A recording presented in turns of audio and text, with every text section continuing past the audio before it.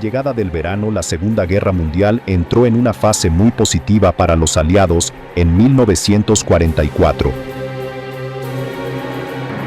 Tras el éxito en el norte de África a finales de 1942, la invasión aliada de Sicilia y el desembarco en Salerno en 1943, seguidos del ataque de Anzio en enero de 1944, las fuerzas alemanas estaban perdiendo su bastión italiano. Los rusos se estaban volviendo más poderosos en el este, acercándose cada vez más a Alemania desde la rendición de las tropas de Hitler en Stalingrado a principios de 1943. Incluso en el sudeste asiático, la batalla de los aliados contra los japoneses, parte del eje del mal de Adolf Hitler, cobraba impulso día a día. Y por supuesto, la audaz Operación Overlord, que había culminado con el desembarco del día D, el 6 de junio a lo largo de la costa de Normandía, había sido un triunfo que superó incluso los sueños más descabellados del comandante en jefe, el general Dwight D. Eisenhower. Curiosamente, Eisenhower nunca había prestado servicio activo, pero era un administrador magnífico muy admirado por todos los hombres a su mando, sobre todo por su carácter agradable y afable.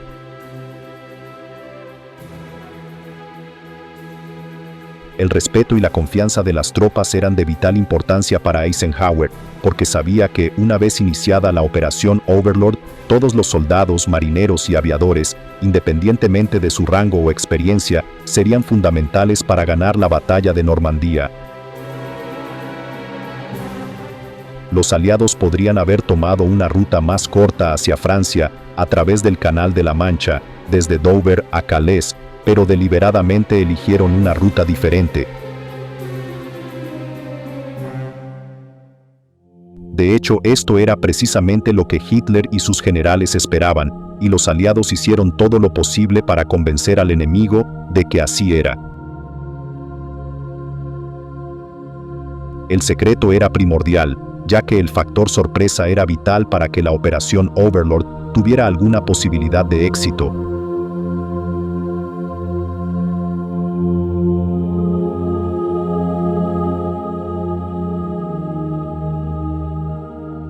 Se puso en marcha una campaña concertada, la Operación Fortitude, para que los alemanes siguieran creyendo que la invasión tendría como objetivo Calais, y los acontecimientos pronto demostraron que había cumplido su objetivo.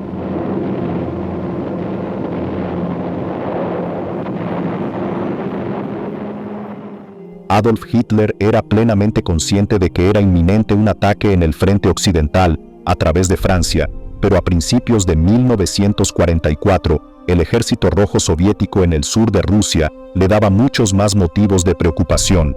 Los nazis intentaron frenar la marea rusa construyendo grandes fortificaciones, pero los temores de Hitler de verse obligado a retirarse por los aliados en todos los frentes se estaban demostrando fundados. Además, los estadounidenses dominaban ahora el Pacífico frente a los siempre tenaces japoneses.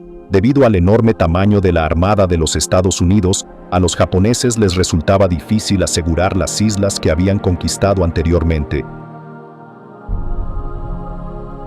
Sin embargo, para los estadounidenses, la contención era la consigna durante esos meses cruciales de 1944, ya que hasta que Europa fuera liberada, tendrían que seguir luchando sin refuerzos aliados, mientras que el teatro de guerra europeo se convertía en el foco principal a medida que avanzaba la Operación Overlord. En las semanas posteriores al día D, la fuerza de invasión aliada avanzó de forma constante, liberando al pueblo francés, literalmente, pueblo por pueblo. La emoción iba en aumento, y tras tantos años de opresión nazi, los aliados recibieron la más cálida bienvenida por parte de aquellos a quienes habían liberado. En Gran Bretaña, la noticia del triunfante desembarco sin duda elevó la moral, pero para Adolf Hitler, al darse cuenta de que la batalla de Normandía se estaba perdiendo, era hora de tomar represalias. Hitler siempre había prometido al pueblo alemán que tenía un arma secreta, y con la rápida difusión de las noticias sobre los acontecimientos en Francia, necesitaba levantar la moral y reafirmar la posición de fuerza nazi. El arma en cuestión era la bomba V1, cuyo nombre proviene de una palabra alemana que significa arma de venganza, y sin duda lo era. La eficacia de estas bombas radicaba en el hecho de que eran no tripuladas, básicamente un antecesor de los misiles de crucero, que podían lanzarse desde Europa continental a través del canal para atacar Gran Bretaña. Tras su lanzamiento, la precisa tecnología de piloto automático rastreaba con exactitud la zona objetivo donde debía detonar, y el daño que podían causar las bombas era terrible. Impulsada por una combinación de gasolina y aire comprimido, la V1 podía viajar a gran velocidad. El motor a reacción emitía un zumbido muy fuerte que pulsaba 50 veces por segundo, lo que le valió al V1 muchos apodos, entre ellos bomba zumbadora y Doodlebug, por un ruidoso insecto australiano. El sonido era lo suficientemente aterrador, pero cuando se silenciaba era peligroso, ya que solo quedaban unos 15 segundos antes de la gran explosión. Sin embargo, para Hitler y los desarrolladores alemanes del V había una desventaja importante. No había forma de saber con certeza si las bombas habían alcanzado sus objetivos. Mientras Londres era bombardeada sin descanso, se mantenía un muro de silencio, ya que la prensa no informaba de los devastadores impactos ni del número de víctimas, y se tomaban grandes precauciones para garantizar que las noticias del éxito del V no llegaran a Alemania.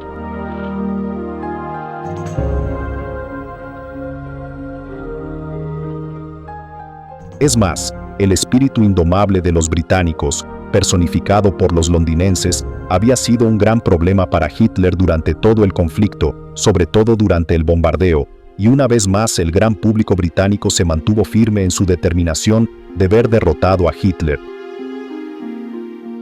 Se desplegaron más globos de barrera y se utilizaron aviones como el Spitfire para atacar a los V1 en el aire, derribando casi 2.500 de ellos.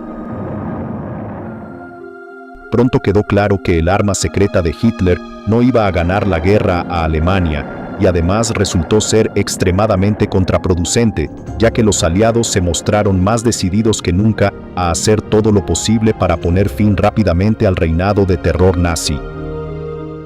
Para los soldados británicos que luchaban en Francia, el temor por sus seres queridos en casa les empujó a esforzarse aún más para salir de las playas, y tras haber aprovechado la ventaja de sorprender a los alemanes, ahora era imperativo consolidar su posición. Irónicamente, los generales de Hitler seguían creyendo que el ataque principal se produciría a través de Calais y que la invasión de Normandía era un señuelo, pero los alemanes pronto se dieron cuenta de que se enfrentaban a una lucha por la supervivencia. El general Bernard Montgomery, que había desempeñado un papel fundamental al principio de la guerra, llevando a las tropas británicas a la victoria en la segunda batalla de El Alamein, antes de asumir un papel importante en la lucha por Europa, se encontró sin duda con una fuerte oposición nazi en el extremo oriental de las playas del desembarco del día D. Sus tropas sufrieron muchas bajas, y Montgomery se vio obligado a retirarse para replantearse sus tácticas. Reforzar la resistencia alemana en esta zona era crucial, ya que si Caen caía en manos de los aliados, el camino hacia París quedaría abierto. Sin embargo, el ejército de ocupación distaba mucho de ser fuerte, a pesar del aumento de efectivos, y parecía que operaba sin apoyo artillero coordinado, lo que sugería un fallo en las comunicaciones, lo que bastó para que los aliados continuaran su avance. Dado que más de 1 millón de soldados aliados habían desembarcado en Normandía a mediados de julio, Montgomery pudo mantener a los alemanes ocupados luchando en el noreste de Francia, lo que dio a los estadounidenses la oportunidad de avanzar más hacia el sur, y cuando Caen fue finalmente liberada el 19 de julio, los aliados se encontraban en una posición muy fuerte.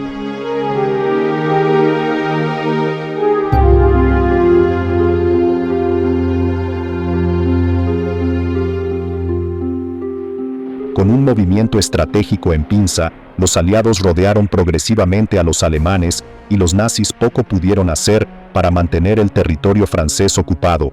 A medida que llegaban más tropas aliadas, los alemanes se vieron rápidamente superados en número y la retirada fue la única opción viable para Hitler y sus generales.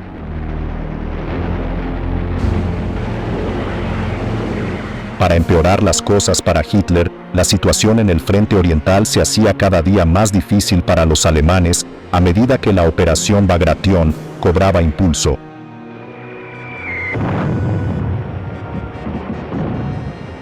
Bagration era el nombre en clave de la operación ofensiva estratégica bielorrusa, cuyo objetivo era expulsar a todas las fuerzas alemanas de Bielorrusia, en el norte de Rusia, hacia Polonia, que había comenzado el 22 de junio y continuó hasta el 19 de agosto.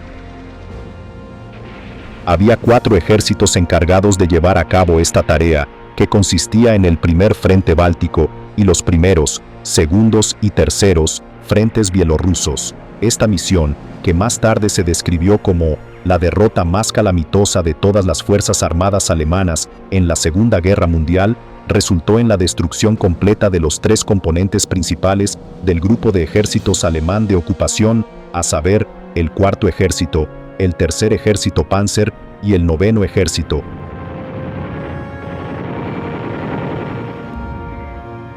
La velocidad a la que avanzó la operación fue notable, y para el 7 de julio, el Ejército Rojo había entrado en Lituania, en el sur de Rusia, y había logrado asegurar la zona para el día 13.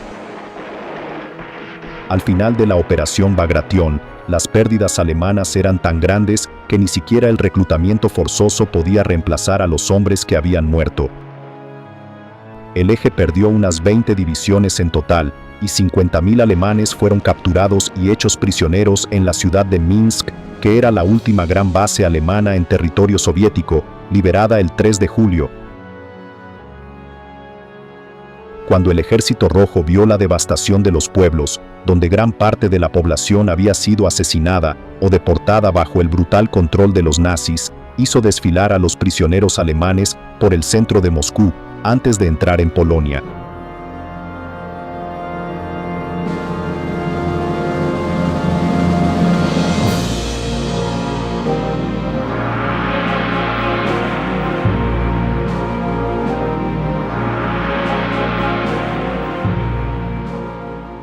Las estadísticas de Bagration son asombrosas. Las bajas alemanas totales, incluyendo los muertos, heridos y capturados, se estiman en 670.000, con más de 59.000 vehículos destruidos.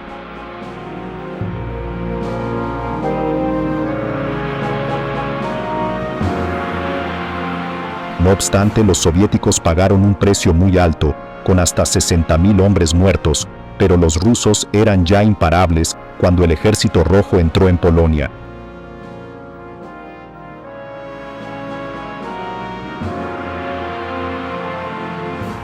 Sin embargo, dado que el Ejército Nacional Polaco ya estaba luchando contra los alemanes en el levantamiento de Varsovia, esperaron en lugar de irrumpir en la capital del país. Cuando Alemania avanzó hacia Polonia, lo que desencadenó el inicio de la guerra en 1939, los nazis estaban seguros de que los rusos no los atacarían debido al pacto de no agresión que Hitler había firmado con Joseph Stalin. A cambio, Hitler había aceptado que los rusos se repartieran Polonia con Alemania, por lo que los ciudadanos polacos estaban deseosos de tomar las riendas de sus propios asuntos. El levantamiento de Varsovia comenzó el 1 de agosto de 1944, pocos días antes de que llegara el Ejército Rojo, con los polacos ansiosos por triunfar sobre sus opresores alemanes. Lamentablemente, simplemente no tenían la fuerza necesaria, y los alemanes lucharon con uñas y dientes para mantener su posición.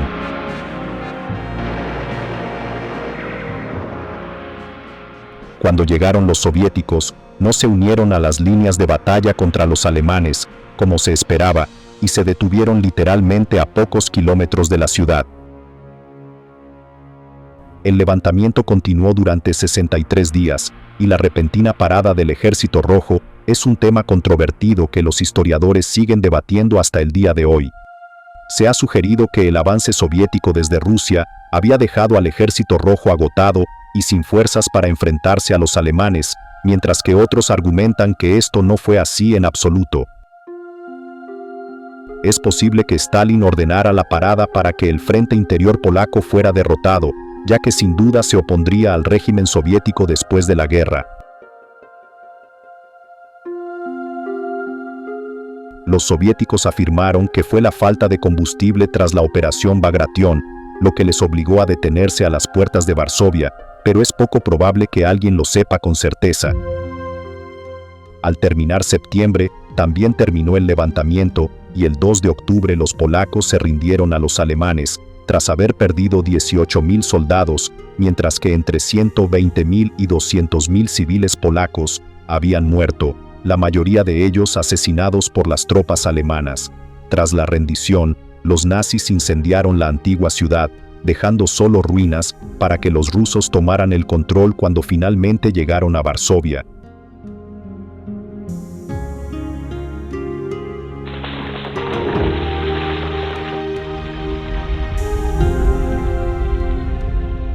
Con los poderosos aliados rusos avanzando desde el este y las tropas estadounidenses, británicas y canadienses ganando impulso en Europa occidental, los generales alemanes sabían que se encontraban en una posición muy peligrosa. El comportamiento de Hitler era cada vez más irracional y sus síntomas de la enfermedad de Parkinson parecían aumentar.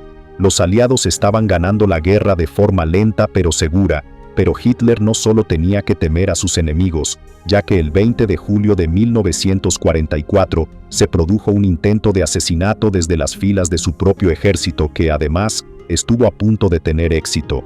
Desde hacía algún tiempo Hitler había hecho pocas apariciones públicas y de hecho estaba asistiendo a una reunión en su cuartel general de la Guarida del Lobo, en Prusia Oriental, en la que se discutía el deterioro de la situación militar en el frente ruso, cuando explotó una bomba que mató a 4 oficiales e hirió gravemente a muchos otros. Hitler sobrevivió, sufriendo solo heridas leves. Pero no fue obra de un solo alemán descontento, sino que hubo muchos más implicados, aunque la principal fuerza impulsora fue el coronel Klaus von Stauffenberg, uno de los hombres de mayor confianza de Hitler, que tenía un acceso privilegiado al Führer. Es interesante señalar que existía un movimiento de resistencia alemán que se remontaba al ascenso al poder de Hitler, y vale la pena examinar más de cerca los antecedentes de von Stauffenberg para descubrir cómo se produjo este extraordinario acontecimiento tras el día D. Von Stauffenberg provenía de una familia católica de alto rango, su padre era una figura importante en la corte alemana y su madre era condesa. Era el mayor de 3 hermanos y comenzó estudiando literatura, pero finalmente se decantó por la carrera militar. Antes del estallido de la Segunda Guerra Mundial, von Stauffenberg fue nombrado teniente y estudió armamento y transporte, pero formó parte de la primera división ligera alemana que invadió Polonia en 1939. En ese momento, von Stauffenberg era partidario de Hitler y consideró unirse al partido nazi, sobre todo porque el Führer había firmado un pacto con la Iglesia Católica. Sin embargo, como tantos otros tratados de Hitler, no tardó en producirse graves incumplimientos, y la Iglesia Católica comenzó a condenar la ideología nazi. La represión de la religión comenzó a intensificarse dentro del régimen nazi, pero fueron los judíos quienes rápidamente se convirtieron en el objetivo de Hitler. Fue el trato brutal de los nazis hacia los judíos lo que llevó a von Stauffenberg a cuestionar su lealtad a Hitler, especialmente después de un suceso que tuvo lugar entre el 9 y el 10 de noviembre de 1938.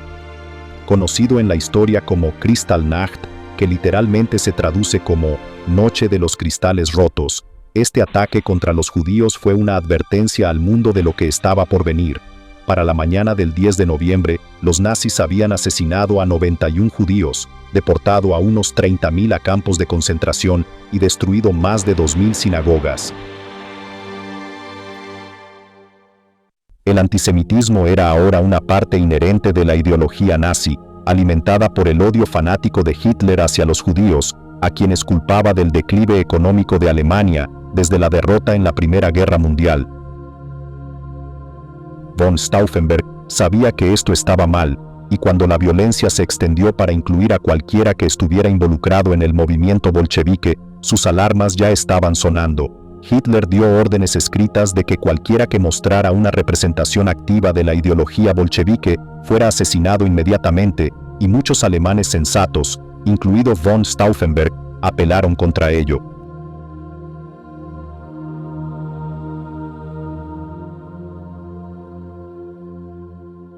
A medida que avanzaba la guerra, la opinión de von Stauffenberg sobre la conducta y las políticas nazis se deterioró y se convenció de que Hitler estaba corrompiendo el imperio alemán al acabar con vidas inocentes, y en 1942 von Stauffenberg sabía en su corazón que había que detener a Hitler y a sus secuaces nazis.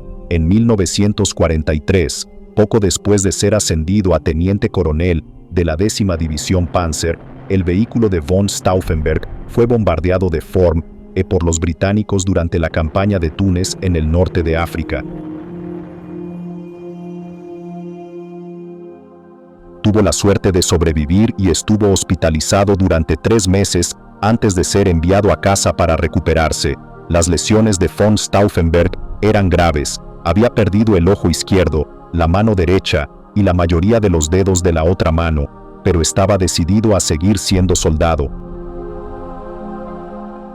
Sin embargo, fue durante su rehabilitación cuando Henning von Treschow, un oficial en activo pero conspirador de la resistencia alemana, se acercó a él. Consciente de las habilidades organizativas de von Stauffenberg y de su aversión al movimiento nazi, von Treschow le ofreció un puesto como oficial de Estado Mayor en el cuartel general del Ejército Nacional Alemán en Berlín para ayudar, cuando fuera necesario, en la lucha por derrocar a Hitler.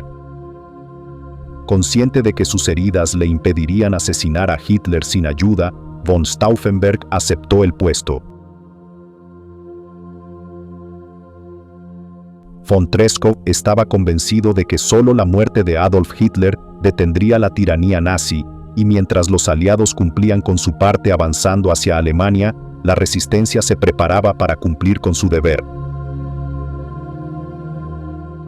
El asesinato debe intentarse a toda costa. Lo que importa ahora ya no es el propósito práctico del golpe, sino demostrar al mundo, y para que quede constancia en la historia, que los hombres del movimiento de resistencia se atrevieron a dar el paso decisivo.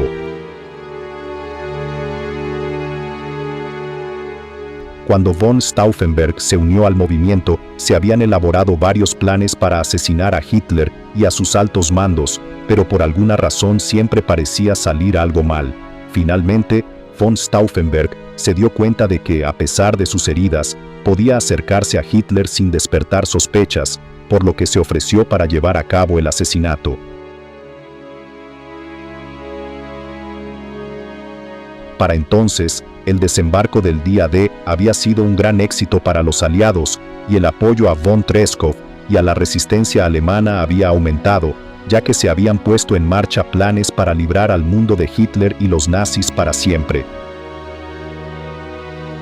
El 11 de julio, von Stauffenberg asistió a una conferencia en el Berghof, la residencia de campo de Hitler en los Alpes bávaros, cerca de Berchtesgaden, llevando una bomba en un maletín. Un colega esperaba nervioso en un coche para escapar a que von Stauffenberg completara el asesinato de Hitler, junto con Heinrich Himmler y Hermann Göring, pero una vez más, no fue posible.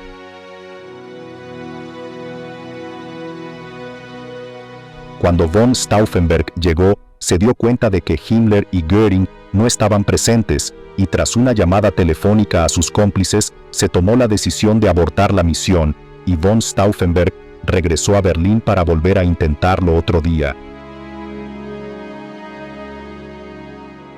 Los conspiradores no perdieron tiempo en reprogramar la misión, y para el día 15, von Stauffenberg estaba listo con su bomba una vez más en el cuartel general de Hitler, en Prusia Oriental.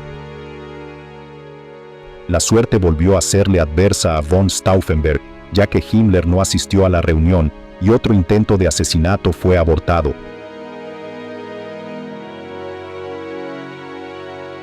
Reunir a los 3 hombres en un mismo lugar y al mismo tiempo resultaba muy complicado, y los nazis empezaban a sospechar. Se estaban produciendo detenciones y los conspiradores eligieron el 20 de julio, sabiendo que la rapidez era vital y que muy posiblemente sería su última oportunidad.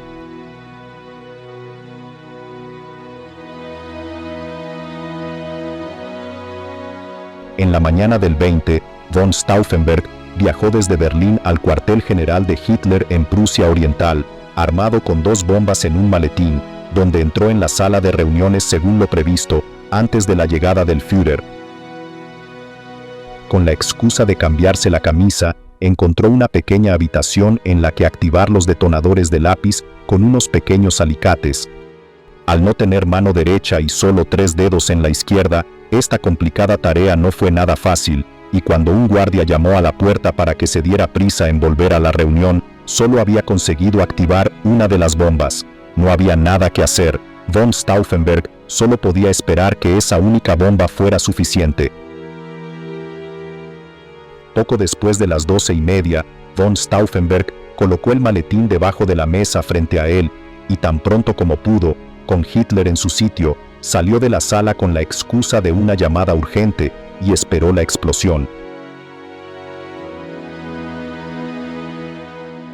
Pero un rezagado a la reunión ocupó el asiento que von Stauffenberg acababa de dejar libre y casualmente dio una patada al maletín, alejándolo unos centímetros vitales.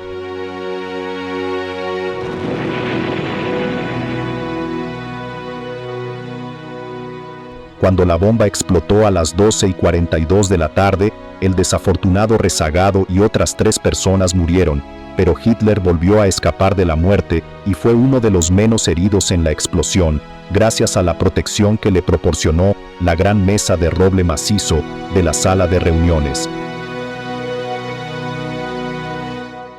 Von Stauffenberg, que estaba observando la explosión, estaba seguro de que nadie podía haber sobrevivido a la enorme detonación y regresó a Berlín convencido de que Hitler había muerto. Eufórico, von Stauffenberg se reunió con sus compañeros conspiradores, listos para tomar el poder en Alemania. Sin embargo, a las 7 de la tarde, la alegría se convirtió en desesperación cuando Hitler hizo una transmisión de radio en la que declaró: una pequeña camarilla de oficiales ambiciosos, sin escrúpulos y al mismo tiempo criminalmente estúpidos, conspiró para eliminarme. La agencia de noticias alemana añadió: el pueblo alemán debe considerar el fracaso del atentado contra la vida de Hitler como una señal de que Hitler completará sus tareas bajo la protección de un poder divino. La pequeña camarilla de la que hablaba Hitler era en realidad mucho más grande de lo que él podía imaginar, y cuando envió la orden de fusilar inmediatamente a von Stauffenberg, el oficial encargado de la tarea era él mismo un conspirador, y la orden no se llevó a cabo ni se transmitió. Pero la captura era inevitable y, antes de que acabara el día, von Stauffenberg y 3 de sus compañeros conspiradores fueron encontrados. A la 1 de la madrugada del 21 de julio de 1944, iluminado por los faros de un camión, von Stauffenberg, de 36 años, pronunció sus últimas palabras, que traducidas significaban: larga vida a nuestra santa Alemania, antes de ser fusilado.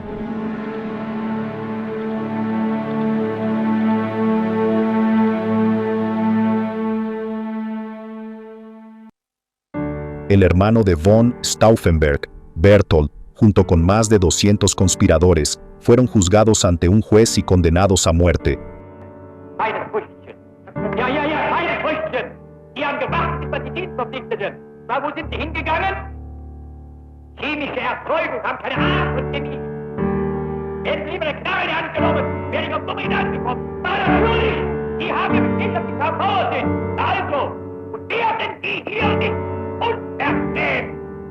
Ocho de estas sentencias, incluida la de Berthold, fueron supuestamente la muerte por estrangulamiento con una cuerda de piano colgada de ganchos para carne. Estos horribles asesinatos fueron supuestamente filmados y mostrados a los altos mandos de las Fuerzas Armadas alemanas para disuadir de cualquier otro intento de asesinato, ya que Hitler se volvía cada vez más paranoico y peligroso ante la perspectiva de que Alemania perdiera la guerra, lo cual era más una cuestión de cuándo que de si. Mientras la batalla por Normandía se libraba durante todo el mes de junio y los rusos se acercaban cada vez más a Alemania, en el Pacífico los estadounidenses se habían dedicado a causar estragos. El objetivo eran las Islas Marianas, y la primera de ellas fue Saipán. Se derribaron cientos de aviones japoneses y los submarinos estadounidenses causaron importantes daños al torpedear los portaaviones japoneses. Los aliados obtuvieron la victoria y Saipán cayó el 9 de julio de 1944, seguida de la dimisión del primer ministro japonés, Tojo, solo 9 días después. Este había intentado ocultar los acontecimientos de Saipán, tratando de convencer a su pueblo de que los japoneses habían salido victoriosos, pero cuando la noticia se filtró, Tojo perdió toda su credibilidad. Los estadounidenses fueron implacables tras su victoria en Saipán, con una campaña para tomar las islas de Tinian y Guam, lo que lograron en agosto de 1944. Tras la humillación sufrida a manos de los japoneses en Pearl Harbor, los estadounidenses estaban ahora preparados para llevar la guerra al territorio continental japonés.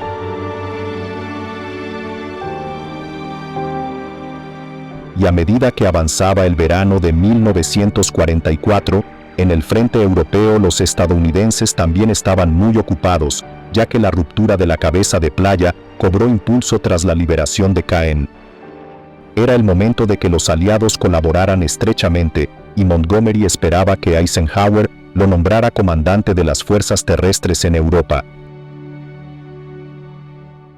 Pero dado que los generales estadounidenses Omar Bradley y George S. Patton eran tan clave para la liberación de Francia como Montgomery, esto probablemente no iba a ser viable. Había habido antagonismo entre los generales estadounidenses y Montgomery desde el avance aliado en Sicilia, y Eisenhower sabía muy bien que sus compatriotas nunca aceptarían a Monty al mando. Además, ahora había un número proporcionalmente elevado de tropas estadounidenses luchando en Normandía, por lo que, lógicamente, lo más sensato era que un estadounidense asumiera el mando general.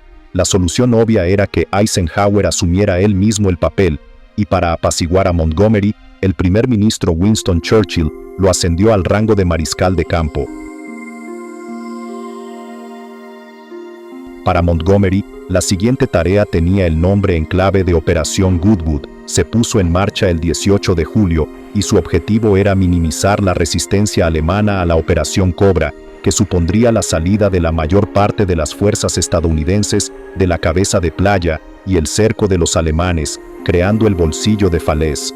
Cobra debería haber comenzado también el 18, pero el mal tiempo, algo característico del verano de 1944, hizo que se pospusiera hasta el 25. Se dio luz verde a otra operación, cuyo nombre en clave era Atlántico, para asegurar la cresta de Verrières, un importante sector de terreno elevado al sur de Caen. La toma de esta zona no solo proporcionaría una excelente posición defensiva, sino que también abriría el camino hacia la ciudad de Falaise, a la que resultaba muy difícil llegar debido a la fuerte ocupación alemana de esta cresta estratégica.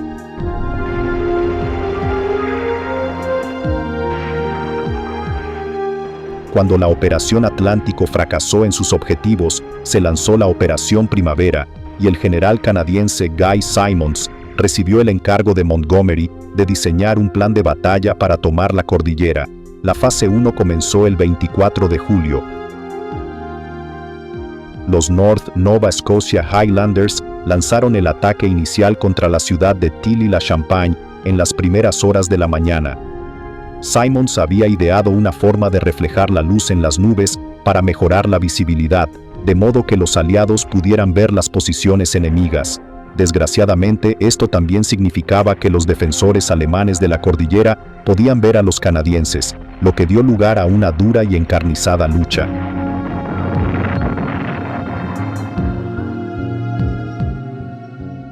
En la fase 2, los Calgary Highlanders se dirigieron a las ciudades y a otra cresta, y aunque también se enfrentaron a una dura resistencia alemana, finalmente consiguieron asegurar la zona.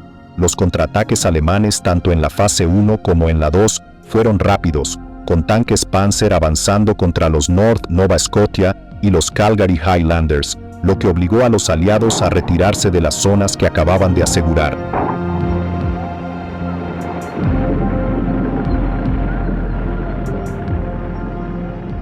El Black Watch se embarcó entonces en la tercera fase, con el objetivo de tomar la ciudad de Saint Martin antes de avanzar hacia la cresta de Verrières. Durante el día D y las semanas posteriores, el mal tiempo había favorecido a los aliados, convenciendo a los generales de Hitler de que la invasión no se produciría hasta que mejoraran las condiciones, pero este no fue el caso en la Operación Primavera. Los alemanes trasladaron su 9ª División Panzer SS a la zona tan pronto como les llegó la noticia de la Operación Primavera. El aplazamiento debido al mal tiempo dio tiempo al ejército alemán para reforzar la cordillera con otros 4 batallones de hombres. Los canadienses sufrieron terribles pérdidas. En esta fase pocos soldados sobrevivieron para contarlo, lo que demostró que, a pesar del éxito del día D, la batalla por Francia aún estaba lejos de ser un resultado cantado.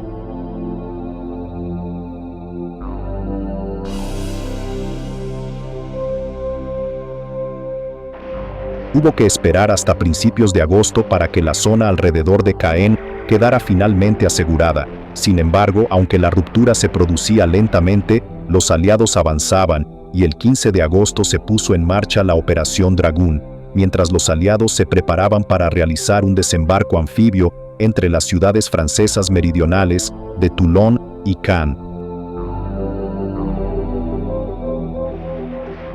Dragoon se había planeado inicialmente como Anvil, junto con la Operación Overlord, con tropas atacando desde el sur al mismo tiempo que los desembarcos de Normandía. La cooperación entre estadounidenses y británicos había sido crucial, pero no siempre armoniosa a lo largo de 1944, y Anvil había causado cierta división.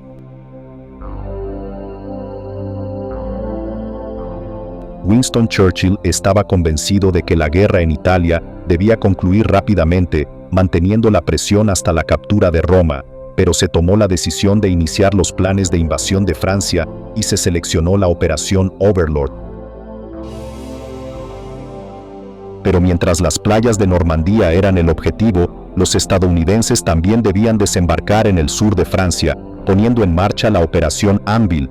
Ambas misiones requerían buques de desembarco, LST, y Churchill pidió al presidente Roosevelt que transfiriera estos vehículos cruciales de la Operación Anvil a la Operación Overlord, pero los estadounidenses no estaban dispuestos a hacerlo.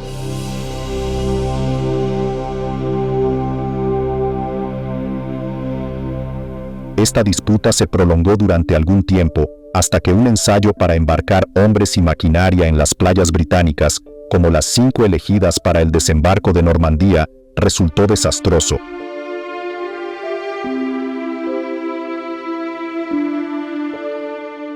Como sabemos, los estadounidenses que se entrenaban para la playa de Utah, en Slapton Sands, en Devon, fueron atacados por lanchas rápidas alemanas desde Cherburgo, que alcanzaron directamente a 5 buques de desembarco y mataron a más de 700 hombres.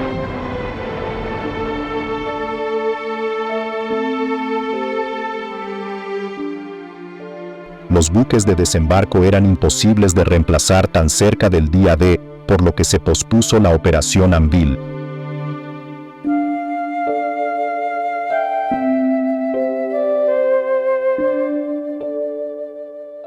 Irónicamente, incluso después del éxito del día D, Churchill seguía oponiéndose a Anvil, argumentando que los recursos se aprovecharían mejor en los países de Europa del Este, donde consideraba peligroso que sus aliados rusos y Joseph Stalin ganaran demasiado poder. Aquí es donde se sugiere que proviene el cambio de nombre de la operación, con Churchill obligado a aceptarlo por los estadounidenses. Después de todo, Roma había caído en manos de los aliados a principios de junio, por lo que Churchill ya no tenía ese argumento, y tras el éxito de la Operación Cobra, que se debió en gran parte a la fuerza estadounidense, el primer ministro británico no tuvo más remedio que aceptar, y Dragoon se puso en marcha el 15 de agosto. Con la participación de hasta 200.000 soldados estadounidenses, canadienses, franceses libres y británicos, los desembarcos tuvieron lugar en 7 zonas diferentes a lo largo de la cabeza de playa y fueron un gran éxito.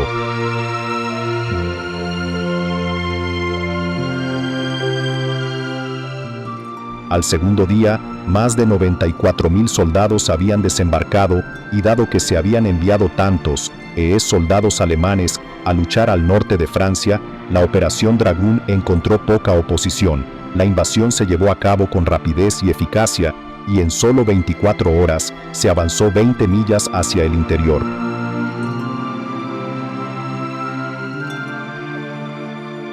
Para la resistencia francesa, esta fue una noticia excepcionalmente buena, y para aquellos que luchaban en las calles de la capital del país, las esperanzas de una rápida liberación de París cobraron impulso.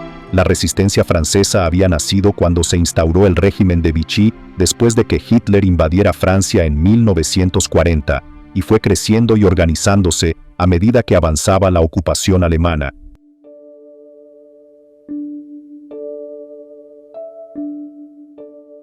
El régimen de Vichy, que gobernó Francia durante la ocupación entre 1940 y 1944, y presidido por el mariscal Philippe Pétain, estaba controlado por los secuaces nazis de Hitler.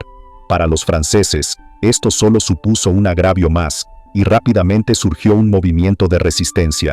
Aún así, era extremadamente difícil para la resistencia movilizarse, ya que había estrictos toques de queda, y el gobierno de Vichy también utilizaba la censura y la propaganda para mantener el control sobre los enfurecidos ciudadanos franceses.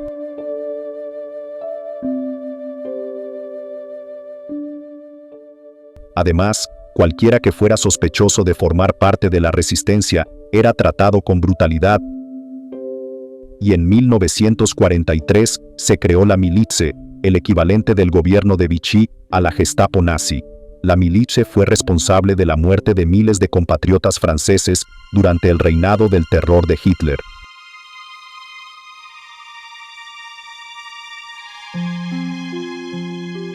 Hubo castigos colectivos y masacres sangrientas, e incluso en junio de 1944, con la liberación a la vista, los asesinatos continuaron. En un pueblo, donde se sospechaba la presencia de la resistencia, una división alemana de las SS asesinó a los 642 habitantes, desde bebés hasta personas de más de 90 años. Los hombres fueron reunidos y acribillados con ametralladoras, mientras que las mujeres y los niños fueron quemados vivos en la iglesia del pueblo. Pero cuando amaneció el 6 de junio, la resistencia francesa podía presumir de un ejército de unos 100.000 efectivos, listos, dispuestos y más que capaces de preparar el terreno y ayudar a los aliados en la Operación Overlord. La información militar que podían proporcionar era inestimable y, a la hora de llevar a cabo actos de sabotaje contra las redes eléctricas, de transporte y de comunicaciones alemanas, eran extremadamente eficaces. No es de extrañar que la resistencia quisiera liberar París lo antes posible, y el 19 de agosto comenzó un levantamiento. Aunque Eisenhower, como comandante aliado, pensaba que era demasiado pronto para entrar en la ciudad, le dieron un ultimátum que le obligó a cambiar de táctica. Charles de Gaulle, al frente de la Francia Libre con la segunda división blindada, amenazó con enviar a su ejército, por su cuenta si era necesario, para ayudar. Y cuando los rusos no intervinieron en el levantamiento de Varsovia, Eisenhower accedió a que los aliados le apoyaran.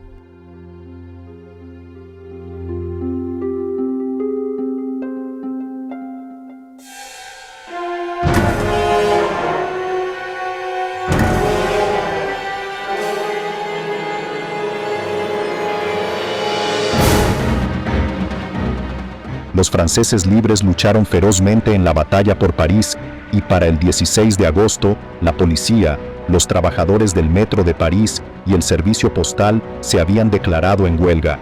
Para el día 20, el levantamiento estaba en pleno apogeo, con barricadas y trincheras por todas partes. hombres, mujeres y niños ayudaban a transportar materiales en carros de madera para la resistencia y el espíritu patriótico iba en aumento.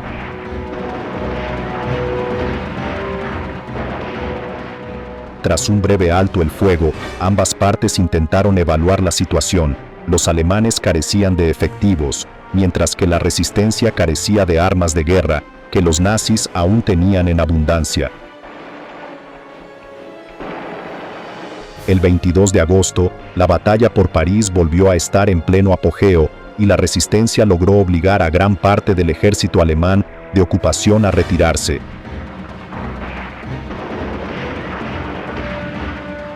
Enfurecido por ello, Hitler exigió que se causara el máximo daño posible a la ciudad, y Dietrich von Choltitz, el hombre al mando del ejército alemán en París, dio la orden de bombardear el Grand Palais.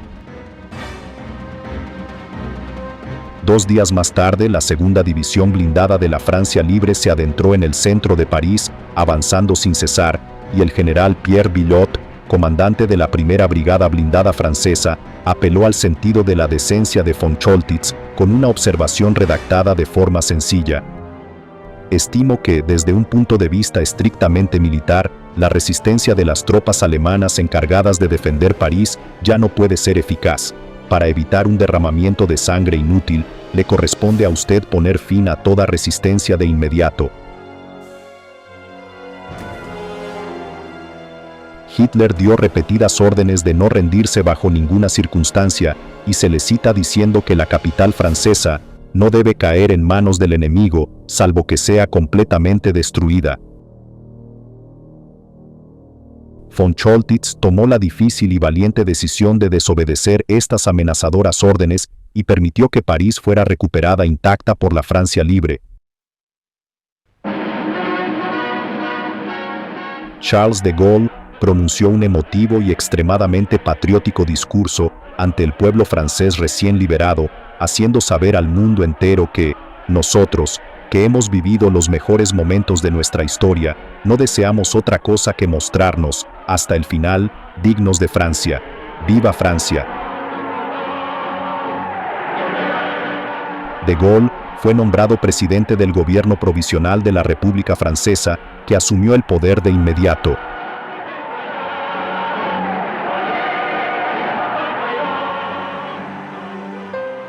La liberación de París fue un acontecimiento clave en el camino de los aliados hacia la victoria en la Segunda Guerra Mundial, y con el camino hacia Alemania ante ellos, la carrera por Berlín había comenzado. Los meses de julio, agosto y septiembre de 1944 fueron cruciales para los aliados.